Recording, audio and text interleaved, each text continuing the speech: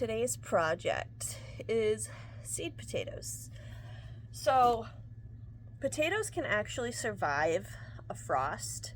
So what they'll do is they'll just go dormant until they think it's warm enough to come up. So we have planted these in early April before. We've had potatoes from the year before come back up. Like we've, forgot some in the ground, didn't harvest them. And they came up the next year. So they're very hardy. And these are both, I think, determinate varieties. So you just hill them a good amount once when you put them in, and then you leave them alone and you just wait for the plants to die. Potatoes are so easy to grow, and they're such a good thing to stock in your family's pantry. So I highly suggest trying to, give up some space in your garden for potatoes this year if you can do so. A seed potato this size could probably go in the ground whole and it would be fine. It would grow fine. So I might just leave this guy whole. So let me see if I can find a bigger one. This one's a little bigger. It's still pretty small. But where this guy has so many eyes, what I'm likely gonna do is just cut him like that, and then I'll have 2 potato plants. Okay. When I put these in the ground, I'll put them just like this, eyes facing upwards, because this is where your plant is coming from. So this is what is this called? Gold Rush potato. This is a Johnny Selected Seeds variety. These are supposedly good storage potatoes, which I could agree with because these are probably from last year. And look how good they still look on the inside. So I have these, and I have a red variety as well that I guess they're starting to phase out. So I'm just going to get them all cut up and thrown into a crate.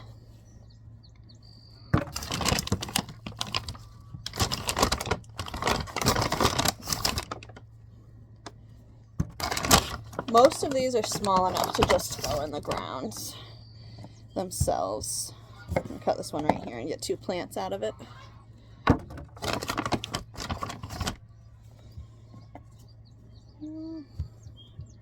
So it really only has eyes right there. So what I'll do when I plant this guy is I'll put it like that, upright. And you can totally take, leave that guy whole. You can totally take potatoes and from like last year, your harvest last year that have gone to seed in your basement and plant them. You can totally do that. You don't even have to buy potato seed.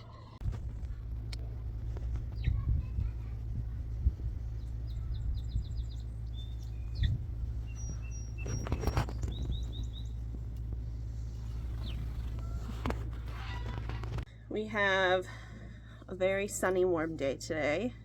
It's really exciting. I think we have one more night in the 30s before we should be all set. And it's like gonna be like 37. So it's not cold enough to kill anything that I have in the garden. The lettuce and the arugula is going crazy out in the garden. I need to plant another row tonight. We got like 2 inches of rain on Saturday and Sunday. Today's Tuesday, so we had to let the garden dry out a little bit before we could re-harrow it to re-fluff up the soil.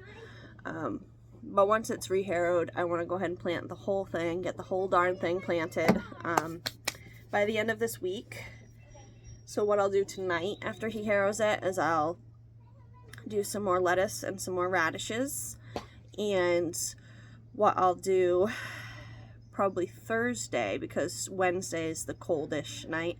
Thursday, I might, depending on what the forecast looks like, might take a chance and do some green beans, just like a packet or 2, not a crazy amount, because we can still get a frost technically until like the middle of May, really. So kind of taking a risk by doing that, but we've had some really warm springs the last few years, so I think it might pay off.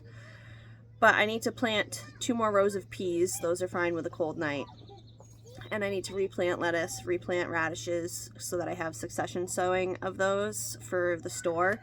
And these potatoes really should go in the ground by the end of the week as well.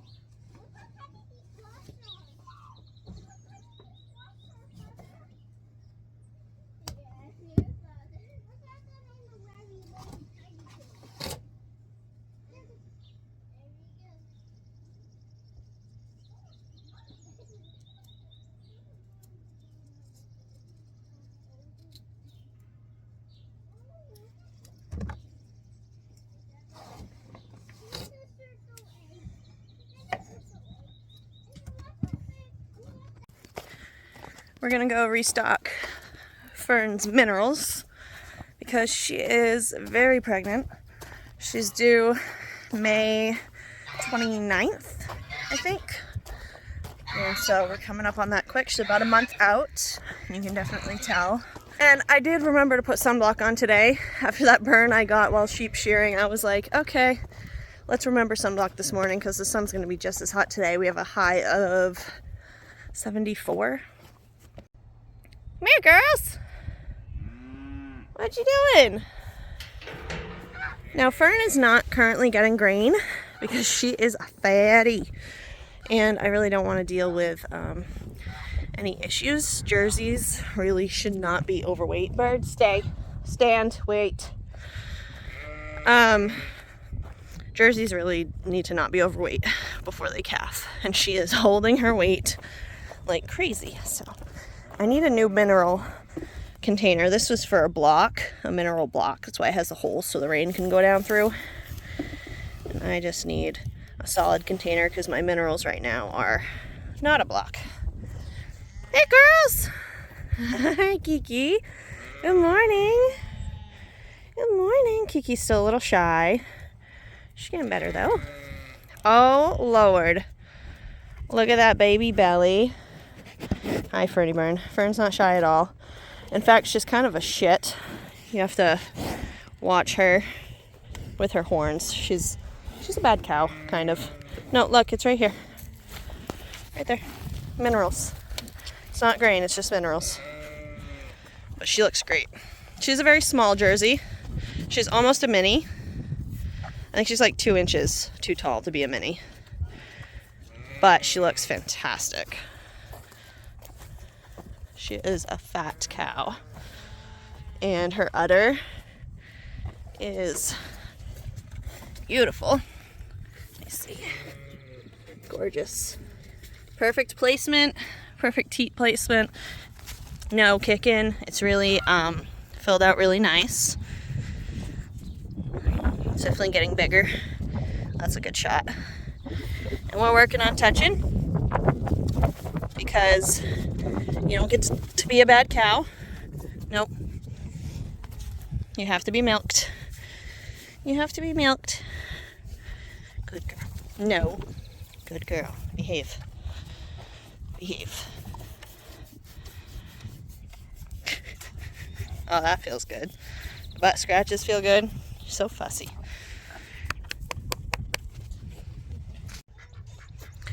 So I was raised with beef cattle, Hereford Angus crosses to be exact.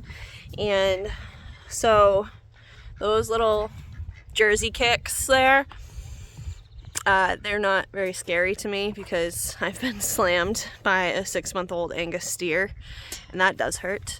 The Jersey kicks hurt too. You definitely don't want to like get caught upside the head by a Jersey kick.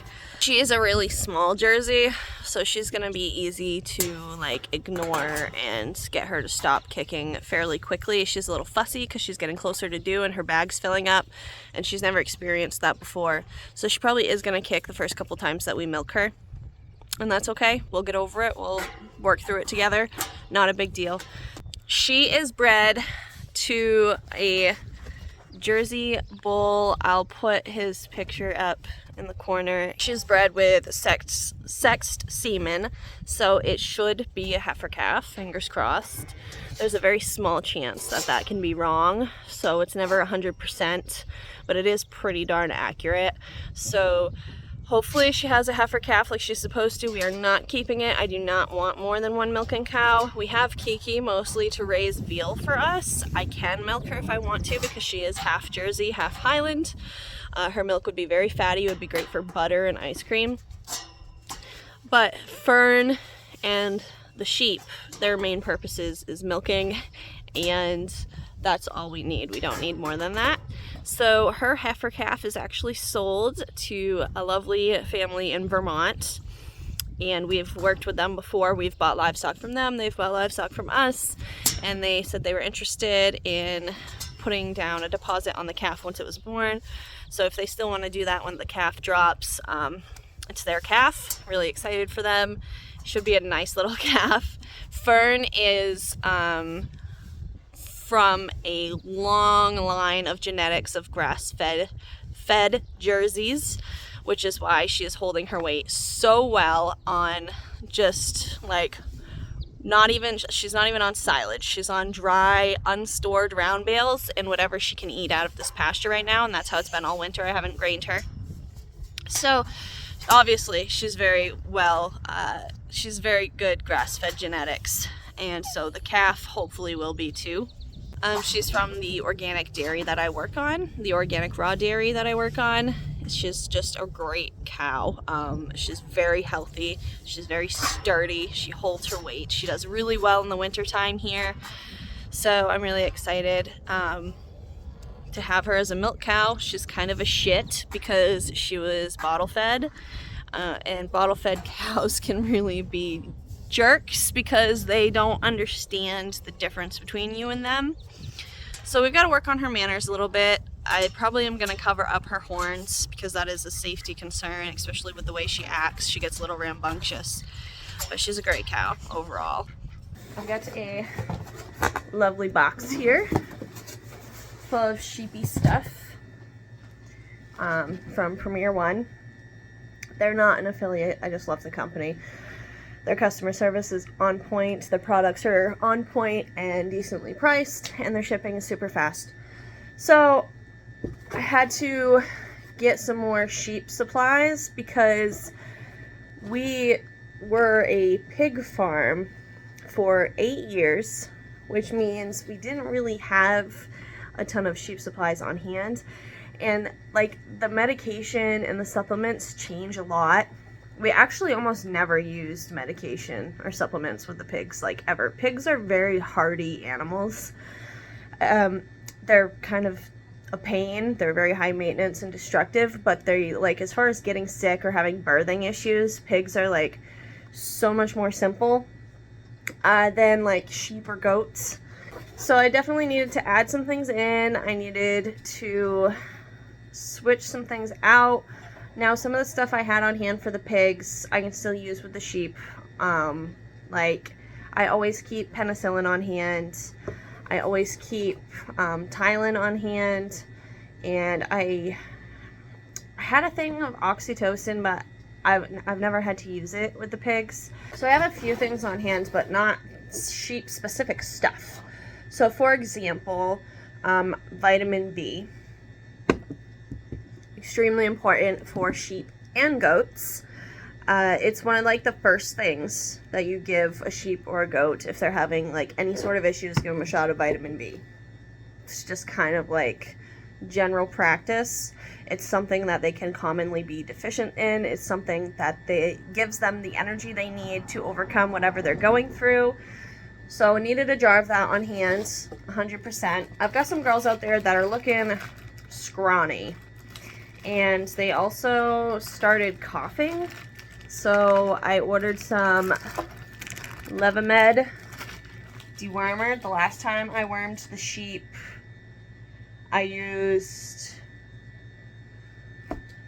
the little white bottle with the yellow label. I can't remember off the top of my head what it is, but I used that one. So Levamed this time. I like to alternate those. I ordered 2 of these. This is like lambing supplies type stuff. Because this, I ordered 2 because this seems like something I'm definitely going to lose. But this is to suck stuff out of lamb nostrils so that they can breathe if they're struggling to get a breath when they first come out. That's really important. A new lambing bottle. It did come with a nipple. I have 2 more of these kicking around, which is great. So I have 3 on hand, 1 bottle. You can use just like soda bottles, but we don't really drink a lot of soda. So I was like, you know, if there ever comes a time when I need this ASAP, I need to get colostrum into a lamb, I'm not gonna have it because we don't drink soda regularly. So I just bought one. They're cheap enough. Doesn't hurt to keep a couple on hand. I have a little bag of colostrum replacer specifically for lambs and kids. I always try, in the situation where I need to supplement colostrum, I always try to get it from the mom or a mom of like species that's hanging around the farm. That doesn't always happen, and this is detrimental. So it was like $9 for that little bag. It's worth the $9 to have it on hand. Last but not least, we got our flock ID tags, or scrapey tags is the other thing, the other name for them. This is like a premise ID tag. Premise ID tags are used for pigs and cattle. Scrapey tags or flock ID tags are used for sheep. They are 2 separate numbers. I learned that I had to call the USDA and get a flock ID. I could not use my premise ID for these tags. So these, I need to tag anybody who didn't already come to my farm with a tag. And I got 20 of them to start, which is plenty. And I'll order 20 more before next spring when I have lambing. I'll actually probably have to order 40 more. I have a lot of ewes and more coming in soon. On this side, it just has your flock ID number, and it starts counting the tags, right? So these are our first flock ID tags, so we started at 1. So this will be 1 through 20. And then on the other side, it had the option, it still has the countdown numbers, right? 1, 2, 3, 4, all the way through 20. But it had the option to put your farm like name or initials. So we did W, Q, and P. I know that's gonna crack some people up. Wicked Quail and Pork, the sheep farm. Oh well. We've done 8 years of branding on that name, so we're gonna leave it alone for now.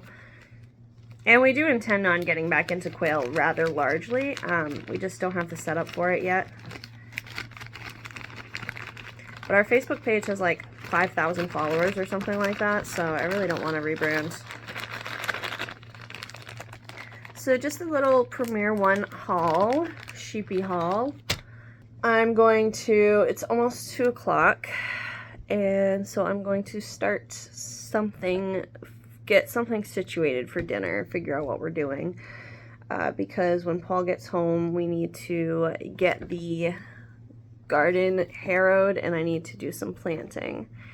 So I'm gonna do that. I've been making butter all afternoon and all morning, cranking out some of that. Made some bagels for in the store, and I did my regular chores, of course, my watering and feeding chores for everybody. The geese and the children played in the sprinkler together for a little while. So thank you guys for joining me today and all of the days that you are here. Thank you for subscribing if you have subscribed. I appreciate it. And we will chat soon. Happy homesteading.